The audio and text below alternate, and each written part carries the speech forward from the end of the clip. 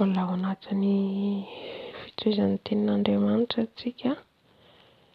Saotra tokotra tsika amin'ny tapany voalohany teo izay nahavitανtsika nivavaka rehetra teo. Amin'izao fotoana izao tsika hiditra amin'ny tenin'Andriamanitra. Hiditra amin'ny tenin'Andriamanitra tsika. Vavaka tsika tompoko. Andriamanitra iray ny tsara indrindra. Misaotra anao lehibe indrindra satria mbola afaka hizara ny teninao indray. Mbola afaka hanazava indray ny révélation omenao Tompo aminay tsirairay avy. Satria ianao ny tompon'ny teny Tompo. Fa izay dia fitaovana fotsiny ihany. Misaotra Tompo satria ny fitiavanao sy ny famindramponao no mbola mampijoro anay tsirairay avy. Mbola afaka miaraka mivavaka, mbola afaka mifampiantso, mifampiresaka, mbola afaka mifampizara izay tianao ambara aminay. Ka dia mitenena ianao Tompo araka ny teninao, ny fombanao, araka izay tia fanainao masina ambara aminay. Sokafo indray ny masom-panahinay, ny fo-panahinay, ny fonay Jesosy. Andraisanay ny teninao, ienoanay ny teninao. Koa mitenena aminay ianao Jesosy. Mitenena fanahy masonao, mitenena vavonikenanao izay. Siakota baba. Saotra fanahy masonao. Saotra fanahy masonao. Mankasitraka fanahy masonao. Alléluia. Alléluia. Amen. Ny titra amin'ny tenin'Andriamanitra dia hoe ny mahasamihafa, ny mitsara sy ny mitory. Indraindray zany afangarontsika ireo zavatra ireo. Indraindray zany afangaron'olona ny mitsara sy ny mitory. Hafa ny mitory mampalala ny marina, mampibebaka olona. Hafa indray ilay mitsara. Alléluia. Hovakintsika ny tenin'Andriamanitra. Maromaro ny tenin'Andriamanitra hoentintsika angalantsika ohatra mba ahafantarantsika ny marina. Ka ny marina hanafaka antsika tsy ho andevy ota. Ka ny marina hanafaka antsika mba halalantsika ny fahamarinana. Ka hisokatra ny masom-panahiko sy ny masom-panahinao. Satria izaho sy ianao, raha ianao nefa nandray an'i Jesosy miaino an'izao video izao, ka mandeha araka ny sitrapon'Andriamanitra, ny fatahoran'Andriamanitra, dia ianao no ataon'i Jesosy fitaovana hitory hampalala amin'ny olombelona rehetra ny marina. Ny marina tsy zakan'olona. Ny marina lazain'olona fa mitsara ianao. Aza fangaro ilay mitsara sy ilay mitory. Aza fangaro. Vakintsika ny tenin'Andriamanitra amin'ny Korinthiana voalohany manambara hoe ahoana ny pilasy omeny Jesosy, ny pilasy omeny Tompo antsika, ny toerana omeny Tompo antsika zanany.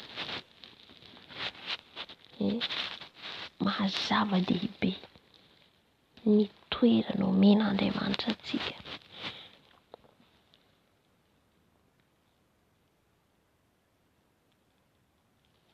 Alléluia.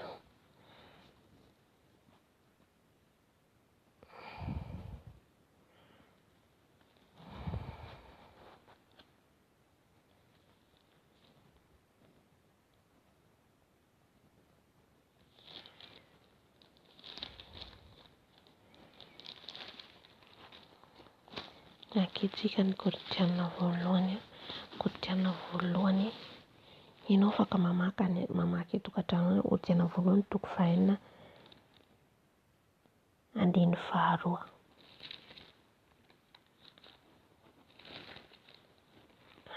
Jesosy. Korinthiana voalohany toko 4.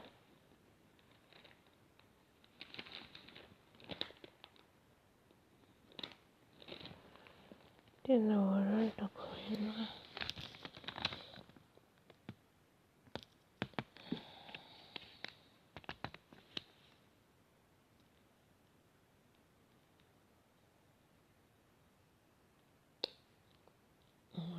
Jesosy.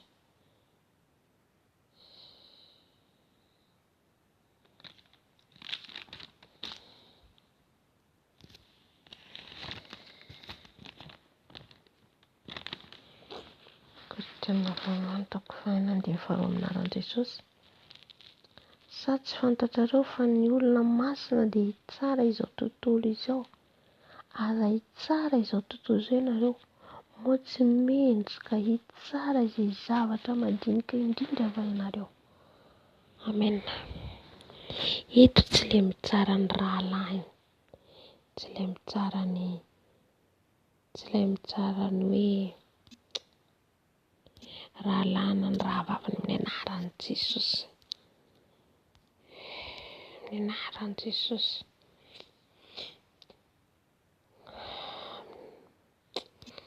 Anaran'i Jesosy.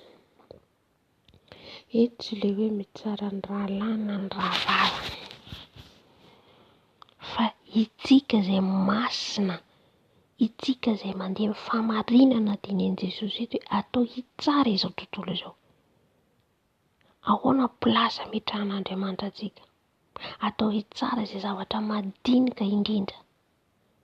Dia ilay mitsara tenen'i Jesosy eto, ilay mampahalala ny marina, mampafantatra ny marina ny olombelona rehetra hibebaka. Satria Jesosy efa tsy eto intsony, tsika ny solon'i Jesosy, tsika ny solon'ny mpianatra. Dia tsika no mampalala ny olona ny marina. Ka rehefa ianao mitoro ny marina, lazain'ny olona ianao fa mitsara. Tsia samihafa ny mitsara, samihafa ny mitory. Ho vakintsika ny tenan'Andriamanitra ahalalantsika izay zavatra izay. Ahoana hijery ohatra tsika ny toerana nisy ny Daniela jerentsika, ny toerana nisy ny mpianatra namaliny an'ireo fariseo jerentsika, fa namaly ampahalalana, ampahafantarina ilay olona izany ny marina, ampahafantarina ny olona ny marina. Aleluia! Hitantsika ao marobe ny ohatra amin'ny tenan'Andriamanitra fa tsy voavakyko eto daholo. Hitantsika izao Amana sy Mordekay ny tantaran'ny Estera. Fa Mordekay tsy nanaiky ny olona rehetra nandoha alika teo anatrehany Amana. Mordekay rehefa zavatra zany, raha ohatra ka zavatra tsy araka ny fahamarinana, tsy araka ny sitrapon'Andriamanitra, afaka mampalala anao miteny ny olona, izay ilay hoe mitory ianao, mampafantatra. Fa tsy mitsara ianao amin'izay fotoana izay. Ankehitriny jambain'ny devoly ny masim-panahintsika hahatonga antsika tsy hiteny, hahatonga antsika tsy hampafantatra, hahatonga antsika hatahotra tsy hilaza ny marina. Nefa itsika no fidian'i Jesosy hitsara, hitory amin'ny olombelona rehetra. Ohatra fotsiny, Mordekay namaly hoe izaho izy tsy handoha alika aminao satria Andriamanitra irery ihany no andao liana. Nizaniza manoloana antsika izany, nizaniza rehefa tsy araka ny sitrapon'Andriamanitra, mampafantatra antsika, mampahalala ny olona antsika, tsy manaiky izy hanazy sy Jesosy izay tsy anjarantsika tsy manao forcé akory, fa miteny, mampafantatra dia anjaranao no mandihy ny teny, anjaran'ilay olona, na handray izy na tsy handray. Amen. Ka maro ny mampifangaro an'io zavatra io. Izany hoe ilay devoly, ilay fitoriana ataonao fampahalalana marina zany, tiany devoly ho sakanana ilay izy, tsy hitenenanao. Tiany devoly sakanana dia tsy afaka hiteny ianao satria vao miteny dia mitsara ianao. Mitsara ianao. Mba fantatsika inona ilay mitsara, inona ilay mitory. Ilay mitsara dia ianao ilay miteny ny rahavavinao na ny rahalahinao ambadibadika. Na mahita ny kilemana ianao dia lasa ianao miteny ihany ohatr'izao ohatr'izao. Izay ilay mitsara. Izay mahatonga Jesosy hoe aza mitsara fa mbola ho tsaraina ianao. Iza moa ianao mitsara ny hafa? Jereo aloha izao sombokazo eo miandry anao vao mijery ny hafa. Ilay sombokazo amiko vao izay hiteniny ny hafa. Samy hafa ireo ka tsy hafangarontsika. Maro ny mampifangaro an'io. Aleloia. Mitory izy, ny mitory dia miteny ankarihary mampalala ny marina, mifantatra ny marina. Fa ianao raha miteny ambadibadika dia efa mitsara ianao izay. Afokafona ianao miteny ny zavatra mitsara ianao izay. Maro ihany koa antsika izao ny tafalatsaka amin'izay, mila hialantsika ary hibebahantsika ary mila hitandemantsika. Fa ny mitsara dia izay hoe miteny ambadika sy ny mitsikira ny raha lany sy ny sisa sy ny raha vavany. Fa ny mitory dia mitory am-pahamarinana, miteny marina. Jerentsika tantaran'i Daniela. Jerentsika lohasan'ny apôstôly ireo mpianatra ireo. Be dia be ny ohatra fa tsy manana fotoana firy dia izay voaraiko. Vakitsika ny asan'ny apôstôly toko 15 andininy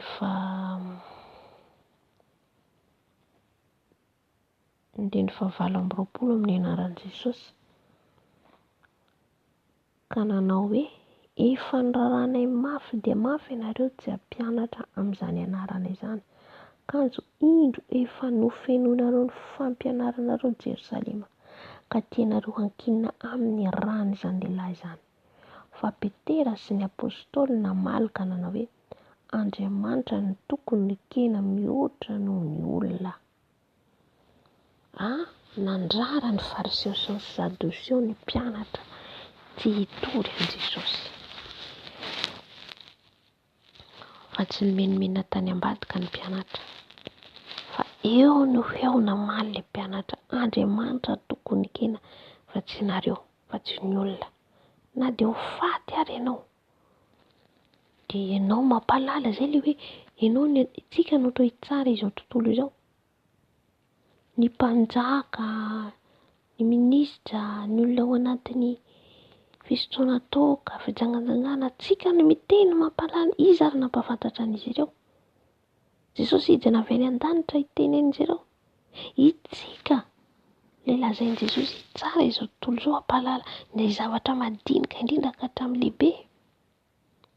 Eto ny mpianatra nampahafantatra an'izy ireo ny teny ankarihary.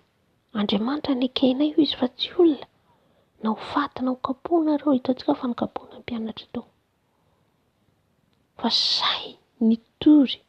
Ka izay mihitsy ilay tiany devoly ho sakanana ilay fahasahiana ao mitory ny marina.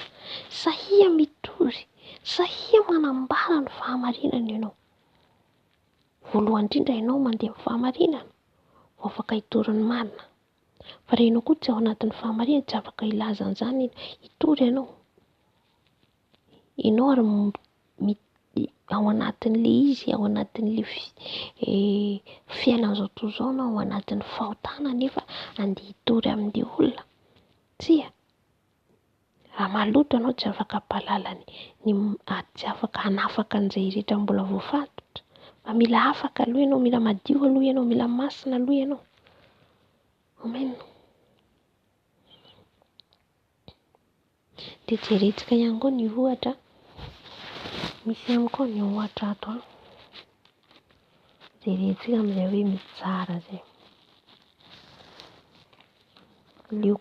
Lioka toko 7:20 andininy 7 ka hatramin'ny 4:40 amin'ny anaran'i Jesosy. Ny fanoharana amin'ny fariseo sy ny mpamory hetra. Ary Jesosy nanao ity fanoharana ity tamin'ny sasany izay nataoko teny ho marina ka namingavinga ny hafa. Ilay mamingavinga ny hafa izay tsy eken'ny Tompo ihany koa. Na dia hoe mahalala ny marina ary tsy azoko atao ny mamingavinga ny hafa. Mamingavinga izany manao tsinontsinona ny hafa.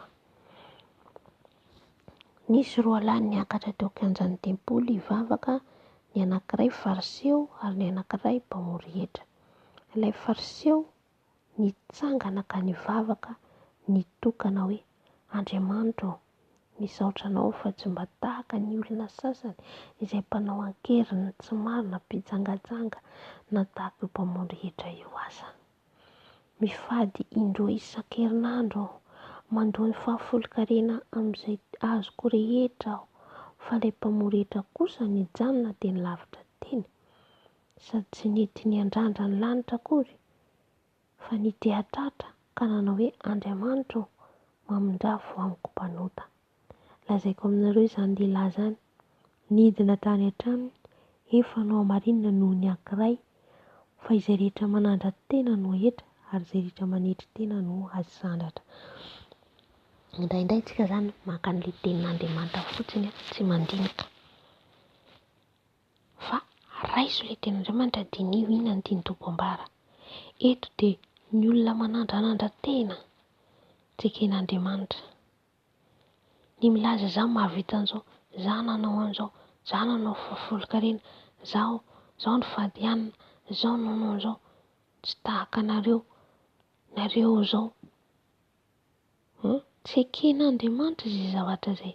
Na nahavita fifadian-kanina tsara izay, nanao fahafolokarena tsara, tsy hoe ratsy. Fa ilay hoentinao mamingavinga ny hafa ny tseken'Andriamanitra. Hoentinao manambanimbany ny hafa izay ny tseken'Andriamanitra.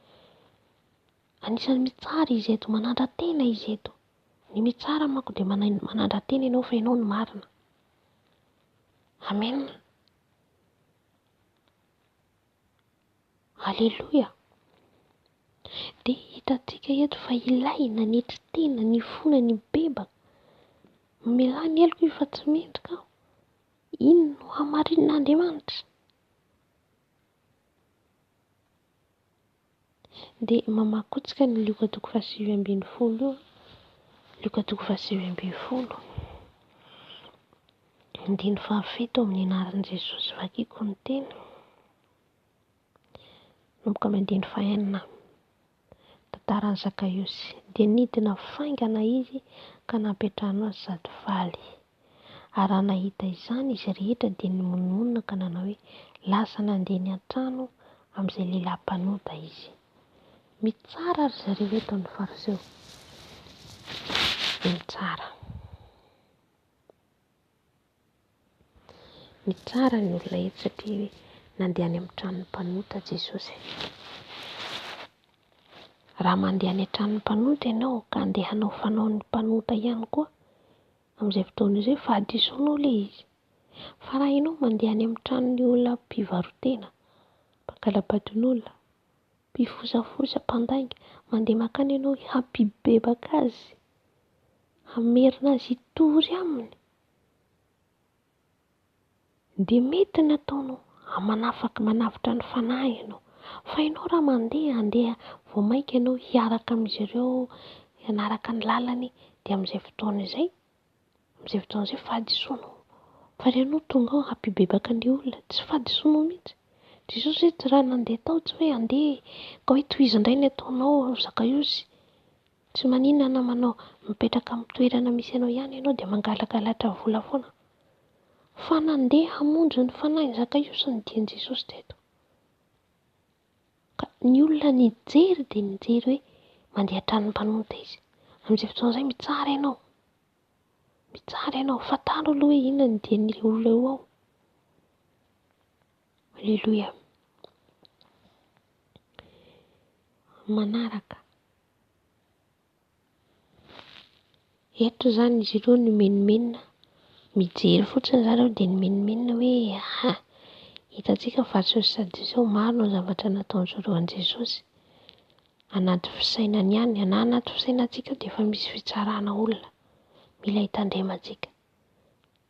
Tsy miteny zareo fa Andriamanitra dia nalahy Jesosy nafantatra hoe hitsara izy ireo mitsara an'i Jesosy. Satria raha azo zavatra izany ambadibadika dia efa mitsara antsika izay. Amin'ny fisainantsika ao misy zavatra vava dia efa mitsara antsika izay. Ka nitenenan'i Jesosy mafy an'ireto fariseo sy sadoseo ireto. Hitantsika Jesosy niteny ihany koa ny fariseo hoe ry mpiatsara velatsia, hankarihary nampahalala izy ireo, ry mpiatsara velatsia. Fa raha vao zavatra ataontsika mitakotakona antsika miteny, dia tsarao fa mitsara antsika izay, mifosa antsika izay. Fa raha te hampahalala ny marina ianao, raha vao ny marina manko ambaranao tsy zavatra miafina izany, fa ampahabe maso. Dia niteny marina io Jesosy hoe ry mpiatsara velatsia izy, mpiatsara velatsia tsy no fariseho satria eo no eo itenenandreo izay izy ireo. Sakananareo izy ny idiran'ny olona an-danitra, nareo tsy miditra sady ny olona koa mbola sakananareo. Amen. Ka aoka antsika hitandrina izany tsika, mila fantatsika izany hoe inona ny mitsara, inona ny mitory. Amen. Fa ny olona mampifangaro an'io ary manome tsiny ny olona, manome tsiny izany hoe mitsara izy raha manambara ny marina ianao. Tsia amaranako azy jerentsika Daniela 5:10. Daniela 5:10 andiny 12 ka hatramin'ny 17 amin'ny anaran'i Jesosy. Ary ianao ry Belisazara zanany, dia tsy mba nampihitry ny fonao na dia fantatrao aza izany rehetra izany, fa niavinavina tamin'ny tompon'ny lanitra ianao, ary ny fanaky ny tranon'Andriamanitra dia nentina eto anatrehanao, ary ianao sy ny mpanolon-tsainao sy ny vadinao mba mivady tsin-dranonao nisotro divay taminy, ary ianao nankalaza ny Andriamanitra volafotsy sy volamena, ary varahina sy vy sy hazo ary vato, izay tsy mahita na mandre na mahalala, fa Andriamanitra izay mitana ny ainao sady tompony alehanao rehetra dia tsy mba nankalazainao. Amen. Hitantsika Daniela eto satria nanofy Belisazara, tsy nanofy ma izany fa fahitana hitany, nisy nanoratra eo amin'ny rindrina hitany. Dia tatahotra izy, dia natsoina Daniela nanambara ny dikan'ilay soratra. Dia nitian'Andriamanitra ny soratana teo noho n'izy ny zavatra tao an-tranon'Andriamanitra nampiasain'izy ireo ny sotroan'izy ireo divay toaka sy ny sisa, natezitra an'Andriamanitra. Ka eto Daniela tsy nitsara n'ilay mpanjaka. Eto moa izany raha mamaky ny Korintena voalohany teo dia hoe tsika tsara zao tsika nampahalala zao ny marina. Fa hafa ilay mitsara ambadibadika ilay teneniko teo. Fa eto dia mitory nampibebaka ny Belisazara Daniela, eto nampibebaka, iraka Andriamanitra Daniela. Nanambara fa ny Andriamanitra ny mivavahanao izy dia Andriamanitra tsy miteny, tsy mandre, Andriamanitra sary vongana. Natahotra tsy natahotra Daniela ny teny. Ianao izy tsy nampihitry ny fonao eo anatrehan'Andriamanitra velona, masina, ambony indrindra, nahary ny lanitra sy ny tany. Halleloia. Isika no hitory ny marina, isika no tokony hitsangana hiteny ny fahamarinana, hampahindrena, hampanitetena. Tsy nitsara akory Daniela eto, fa niteny ny marina hahavonjy ny fanahin'i Belisazara. Dia vakitsika ihany koa mbola Daniela ihany tantaran'i Sedaka sy Mesaka, afaka mamaky tsika ny an-trano any. Daniela 7.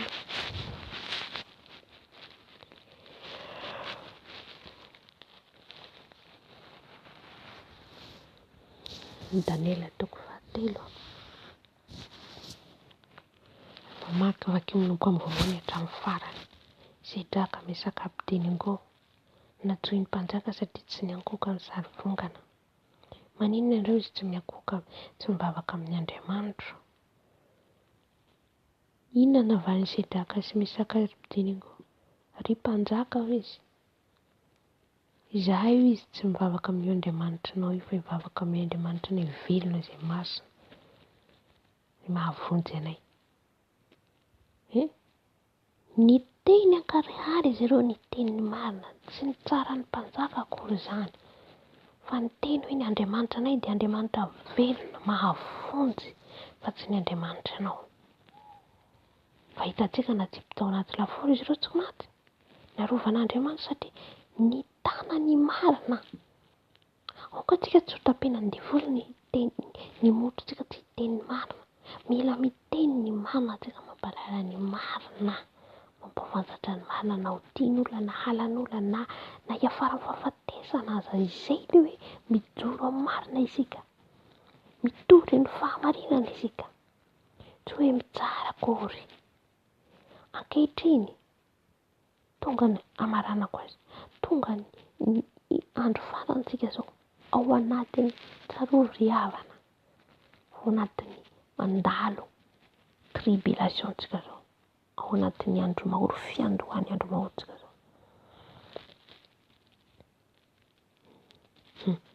Fiandohan'ny andro mahorotsika zao. Iza ary no mamparara ny marina? Iza ary no mitoro ny marina? Hitantsika zao ny zavatra angan'ny Turquie, Syrie, be dia be fanahy very, be dia be ny maty, tsy mahalala an' Jesosy. Anatin'ny fahatezeran'Andriamanitra amin'izao fotoana izao. Ry hava, aoka antsika hijoro marina, hitoro marina, hampalala ny marina, hampanetentena, hampahindrena.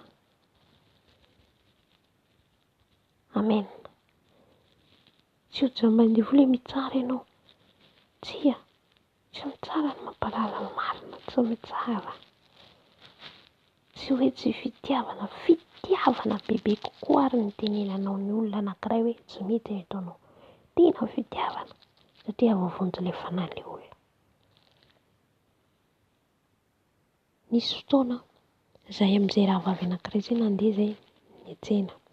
Dia ilay olona mpivarotra io, izaho tsy mahalala, izy musulman. Dia nitantara ilay horohorontany izany izahay, ilay horohorontany Syrie, Turquie. Dia niteny izy efa voalaza ao anatin'ny Korana hoy izy, efa voalaza ao anatin'ny Korana hoy izy zao Mohamady zay raha nadao ao anaty baiboly milaza Jesosy fa ny mahavonjy. Hoy izy fa ianao izy mino Jesosy fa izaho izy mino, samy manana ny finoantsika hoy izy tsika. Izaho mino an'Andriamanitra hoy izy, any Alako, azafady Allah hoy izy, any Korana anay hoy izy. Eno izaho tsy nitabataba taminy, fa nampafantatra azy hoe Jesosy ny mahavonjy fa tsy Allah, tsy Allah ny mahavonjy. Izay vavahan'ny musulman, Masy Maria tsy mahavonjy ankohon'ny katolika, ivavahan'ny katolika. Itsika no mampalala, tsy mitsara akory, eo ny raisin'olona eo fitsarana. Tsy mitsara izany fa mampafantatra ny marina, mampafantatra ny marina. Dia rehefa niala teo izany nandeha izay, nandeha moa izaho rehefa tsinainy izy dia niala teo izaho. Dia ilay namako anankiray mbola teo, mbola niaindy eo marina sy ny sisa. Dia rapitsony iny niteny ilay namako. Izy izany tsy niteny direkta tamiko fa fantatro ny tiany tenenina hoe izaho no tiany tenenina. Dia izao nataon'ilay namako tamin'izay hoe izaho izy hitorany amin'ny Facebook ihany koa. Alleluia. Izaho tsy mitsara an'izany izy fa miteny fahamarinana mpahalalako, ary nampahalala ilay namako ihany koa, nampafantatra azy. Satria izy efa nanolo-tenan'i Jesosy ihany koa izy. Izy efa mivavaka nandray ny Jesosy ho tompo sy mpamonjy amin'ny fiainany. Hitantsika tsy sahy milaza ny marina. Hitantsika izany ahoana ny finoantsika an'i Jesosy. Iza ilay Jesosy ivavahantsika, moa ve anaran'entina fotsiny ilay izy. Dia izay nataony hoe izaho izy hitory amin'ny Facebook. Tsy tokony fampitsaratsara hoy izy. Tsy tokony fampitsaratsara hoy izy. Hotoriako any amin'ny Facebook tsy tokony fampitsaratsara hoe ny olona samy manana ny finoany, na izy mivavaka amin'ny Allah, na izy mivavaka amin'ny katolika, na izy mivavaka amin'ny tabataba dia nangina tsy niteny. tapitra ny azy ny teny. Teny aminao aza. Fantatro fa ilay zavatra omaly no tianao tenenina. Tsy mitsara akory ny mampahalala ny marina. Tsy midika mitsara ny tenenako omaly aho. Fanampahalala ny olona hoe Jesosy no mahavonjy fa tsy alà. Be dia be no very. Heverintsika moa zany tsy tomany Jesosy amin'ireny olona very ireny. Ny fanahy ireny musulman katolika very mankany amin'ny helo. Mitomany Jesosy satria noho ny tsy fahalalany. Izy ary mampahalala an'izy ireny. Noho ny tsy fahalalany izy ireny. Faly Satana satria jamba ny masom-panahy. Itsika nefa no iran'i Jesosy hitory. Itsika nefa no iran'i Jesosy hampafantatra an'izy ireny. Tsy mitsara anefa izay fa mampalala voavondry ny fanahy. Izany efa tsy nitabataba amin'ilay olona rehefa tsenena izy. Fa tsenena izy niala fa niteniny aho. Dia izay nambarako an'ilay rahavavy hoe iza ary ivavahanao. Iza ivavahanao. Ianao ahoana no olon-tena Jesosy vita batisa. Nahoana ianao no tsy mijoro ny marina. Nahoana ianao no manaiky hoe eny alà finoana. Marina fa izay ny finoana tsy mitsara an'izay. Fa ampahalalanao izy. Ampahafantarinao ny marina hoe Jesosy ilay maty teo amin'ny hazofijaliana no mahavonjy antsika hidirana amin'ny fanjakana lanitra. Fa ilay devoly ankehitriny manajamba na hatramintsika kristiana, na hatramintsika kristianana isika io, dia mbola manaiky hoe eny tsy manina fa finoana izay. Finoana fa finoana havery azy. Ka raha misy fotoana ka hoe izay nandrahan'i Jesosy, nampahalalany Jesosy azy, nampahafantariny izy. Tsy fahadiso no milaza an'izay, tsy manao forcé azy akory. Fa miteny ianao ny marina hoe tsy hany ny lalana ara-nadahy tsy mety fa Jesosy no mahavonjy. Dia izay nataoko an'ilay rahavavy. Ianao izany moa tsy hampalala ilay olona. Ianao nefa mahalala an'i Jesosy. Ianao nefa nandray an'i Jesosy dia izay eny. Nahavonjy ianao finoana alà tsy mitsara fa ianao miteny nefa tsy mino izy avelanao. Fa izao tsy manaiky an'izany za, tsy manaiky an'izany. Izay nahatonga ny misaka sedraka ny teny. Izay tsy handohalika amin'io volamena, ino ma ty Andriamanitra volamena anao. Izay nahatonga ny Daniela ny teny hoe Belsazara. Ny Andriamanitra ivavahanao, Andriamanitra tsy mandre tsy miteny. Tsy mitsara fa miteny marina. Be dia be vakeo ny baiboly. Inona ny mitsara, inona ny mitory. Jereo fa maro ny mpanompon'Andriamanitra, ataon'Andriamanitra fitaovana ny ilazany marina. Ka ankehitriny tsika, isika ihany koa nataon'ny Tompo fitaovana hanambara hitory. Ka aoka tsy ho jamba ny masom-panahy tsika. Aoka tsy ho jamba ny masom-panahy tsika. Aoka tsika tsy hanaiko ho rebelebeny Satana hoe eny finoanao ihany izany. Ampahalalao izy teneno dia anjaran'ny sy Jesosy ny sisa. Efa nitory ianao, efa nampafantatra ianao na dia ataonao hoe adala, na dia ho teneniny ratsy ary. Ny mpianatra nanaiky ny teneniny fariseo sy sadoseo ratsy ny kapoina nanaiky. Izany ihany koa ny lalana lalaovantsika. Manaiky tsika na ho alan'olona. Halleloia. Ka aoka tsy hampifangaroantsika izany ireo zavatra ireo. Satria izay nataoko ny raha hoe ianao izany no mivavaka amin'izy. Manaraka ny manaiky izany ilay alà. Alà tsy mahavonjy. Jesosy namonjy ianao, Jesosy nanavitra anao tao amin'ny hazofijaliana. Izy no torianao fa tsy alà. Hanaiky ianao satria alà no. Raha ohatra izany misy ao izany hoe misy izany ao fampitahana dia hoe vonoina ianao raha ohatra ka anao mbola miteny an'i Jesosy dia hanaiky ianao izany satria ianao matahotra hiteny marina. Hijoroa miteny marina ry havana malala hatramin'ny farany. Halleloia. Amen.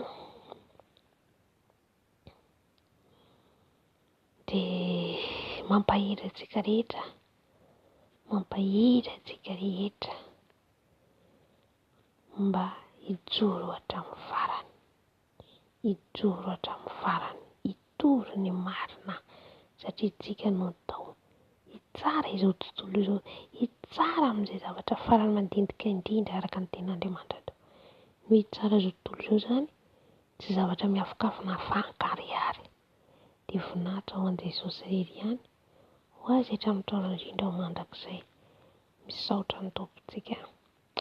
Andriamanitra rainay tsara indrindra, misaotra ny amin'ny teny izay nambaranao ny zaraina teto Tompo, sy tianao hampalalana anay, hafantaranay ny marina ka ny marina nafaka anay tsy ho andevo. Tompo, sokafo ny masom-panahinay indrindra ny zanakao rehetra maneran-tany, mba ho sahy hijoro ny marina, hitoro ny marina, mba ho sahy hampalalana ny marina.